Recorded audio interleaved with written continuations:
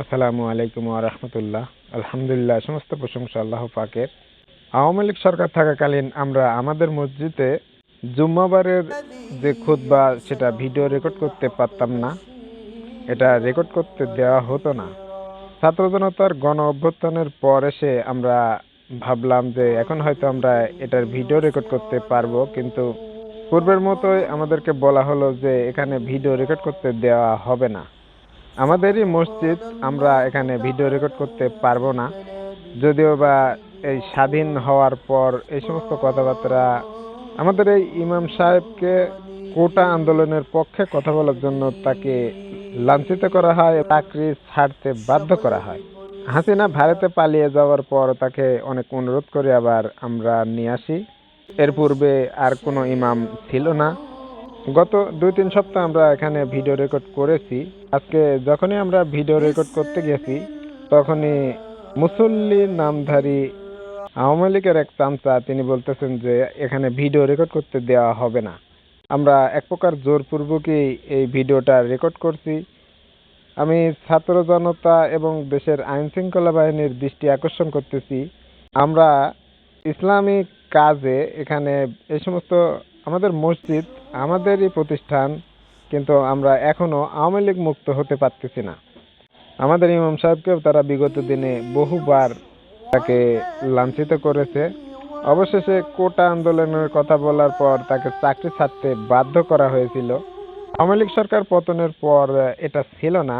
এখন আমার এরা আস্তে আস্তে মাথা চাড়া দিচ্ছে। আসল কথা হচ্ছে, আসলে এরা ইসলাম বিদ্বেষী। ইসলামের কথা প্রচার প্রসার এরা একেবারেই পছন্দ করে না। এরা হচ্ছে হিন্দুত্ববাদী সরকারের লোক। আমরা স্বাধীন বাংলাদেশে এগুলা যদি সহ্য করি, তাহলে এত রক্ত দিয়ে যে ছাত্ররা এই বাংলাদেশকে স্বৈরাচারী হাসিনা মুক্ত, স্বৈরাচারী নীতিমুক্ত করা হয়েছে, সেটা জেগে উঠতে আর বেশি দিন সময় লাগবে না। তাই আমরা প্রতিবাদ করেছি এবং আমরা জোর করে ভিডিও ধারণ করছি। এই ভিডিওটা এই জন্য করা, যাতে এইরকম ঘটনা দ্বিতীয়বার ঘটলে আমরা যেন সাহায্য পাই। প্রতি শুক্রবারে তিনি যে খুতবাটা প্রদান করেন, যে কথাবার্তাগুলো বলেন, সেগুলা ভিডিও ধারণ করে আমরা আমাদের চ্যানেলে আপলোড করি। আওয়ামী লীগ সরকার যতদিন ছিল ততদিন আমরা এটা করতেই পারিনি। কোনোভাবেই আমাদের কোনো কিছু মোবাইল বা এই সমস্ত জিনিসপত্র মসজিদে নেওয়াই নিষেধ ছিল। কোটা সংস্কার আন্দোলনে আমরা যেভাবে আন্দোলন করেছি, আমি নিজে সশরীরে উপস্থিত হতে না পারলেও সেই যুদ্ধে প্রত্যক্ষ বা পরোক্ষভাবে আমার অংশগ্রহণ ছিল। আমাকেও হুমকি দেওয়া হয়েছিল গুম হওয়ার।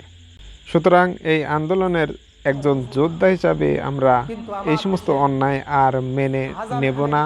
যদি জুলুম নির্যাতন আসে, তাহলে সেগুলা অবশ্যই প্রতিহত করার চেষ্টা করব।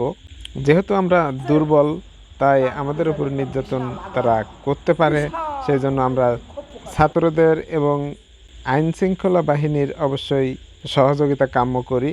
24-এর যোদ্ধা হিসাবে নাম লেখাতে চাই না। আমি আমার অধিকার, আমার গণতন্ত্র এটা চাই। আমরা যেন সমাজে কথা বলতে পারি, অন্যায়ের বিরুদ্ধে দাঁড়াতে পারি, সেটা যেন আমাদের নিশ্চিত হয়। আমরা শুধু সেটাই চাই।